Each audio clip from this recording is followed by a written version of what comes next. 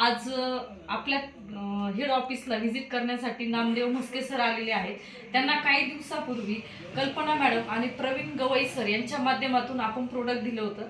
तर काकांना काय त्रास होता हे आपण त्यांच्याच तोंडून ऐकून घेऊया. तर काका, तुम्हाला अमृत ज्यूस देण्यापूर्वी कसला त्रास होता? मला डायबिटीज होतं. ओके आणि किडनीचा थोडा त्रास होता. ओके मी हे अमृत ज्यूस घेतल्यापासून मला किडनीचं जे दुखत होतं ते बंद झालं. ओके आता मी 45 दिवसापासून मला त्रास नाही झाला. ओके म्हणजे 40 दिवसापासून मला त्रास नाही. बरं. पहिलं मी घेतलं त्याच्या 4-5 दिवसांनी मला ते जाणवलं. बरं त्याच्यानंतर शुगर माझी 150 होती, बरं तर आता 134 आहे.